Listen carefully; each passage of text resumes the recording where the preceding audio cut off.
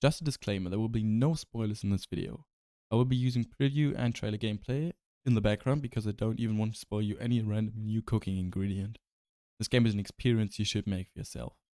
I will be talking about all the new abilities though, that were shown in the trailers already, so be warned if you haven't seen those yet. If you want to be 100% safe you're not getting spoiled, you can just skip ahead to the timestamp for my concluding thoughts, just to decide whether the game is for you. I have beaten the story and the final boss completely, and I'm about halfway done with the rest of the content, so I feel like I have a decent grasp on the game now. So let me start off by saying this. If you were only allowed to play one more video game for the rest of your life, you should pick this one. I could honestly make a 2-hour video essay about what I love about this game already, but I've tried to narrow it down to only the important parts.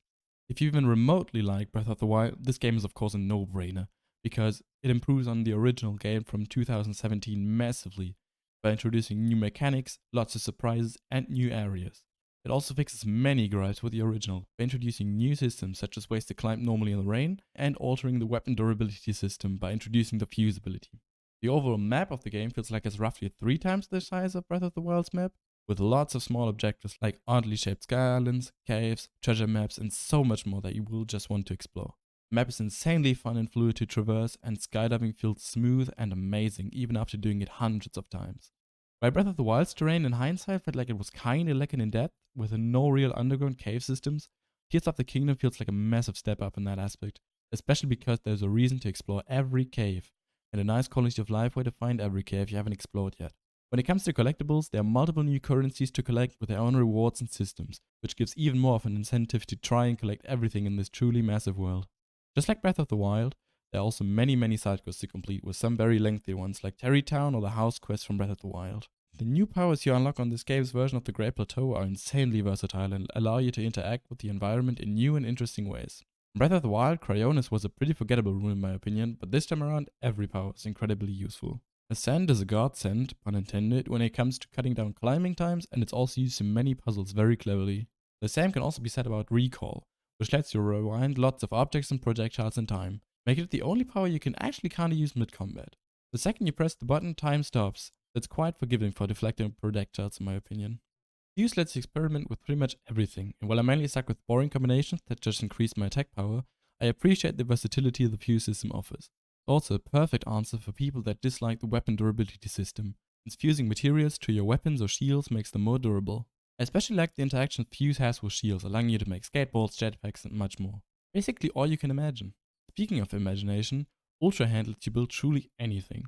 Throughout Hyrule, you will find lots of building materials like planks and wheels, and together with the new Zonai devices, such as fans, rockets, flamethrowers, and other very cool things, your imagination is literally the limit. I didn't have a single situation where what I was trying to build simply didn't work. When it didn't work, it was just because I was a bit dumb and forgot how physics work after playing this game for 10 hours straight.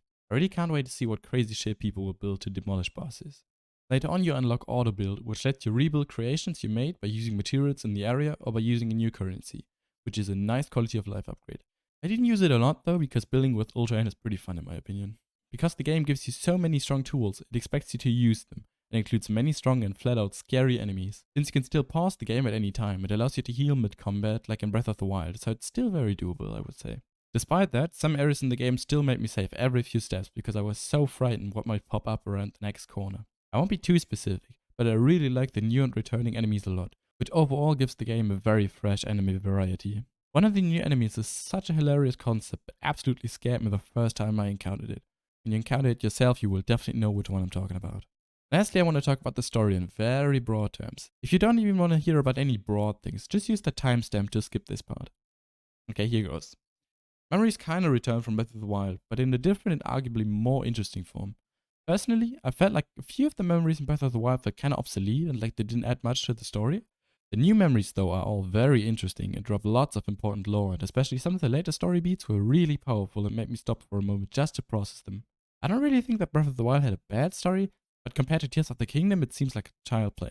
Don't expect anything like Xenoblade Chronicles 3 for example, but the story was very engaging and kept me pushing forward because I desperately wanted to know what happens next. The final boss and ending especially were just really cool and satisfying after the whole storyline. This time around the game gives you more main missions to complete with puzzles to solve.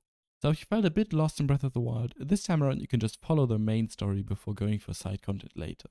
I'm not a big fan of review scores, but this game is an obvious 10 out of 10.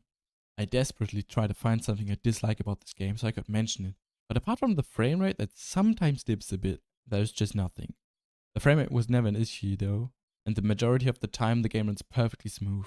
It's mainly when you have multiple NPCs and enemies and busy areas on the screen all at the same time. And even that works fluidly most of the time. Breath of the Wild had a 97% on Metacritic, and compared to Tears of the Kingdom, it just looks like a pathetic tech demo and feels barren, just empty. I didn't think the sequel could top Breath of the Wild by much, but here we are. Tears of the Kingdom feels like a legitimate triumph and like the game of the decade, if not even more than that. I have not and probably will never play a better game than this. Tears of the Kingdom feels like the Ocarina of Time or Final Fantasy VII of this generation, and I'm not exaggerating. Breath of the Wild had a huge impact on the gaming space, and Tears of the Kingdom will just amplify that tenfold. It should be required for every single person to play. Just do yourself the favor. You don't really need to have played Breath of the Wild either to enjoy this game, but your enjoyment is heightened of course if you did play it, because you will notice the myriad of changes in Hyrule the developers made. I really hate that games keep getting more expensive, but if there's one game that is worth $70, it's this one. Thank you so much for watching. Like I said, I tried to keep it brief, but there's just so much to talk about with this game, so I just kept adding to the script as I went along.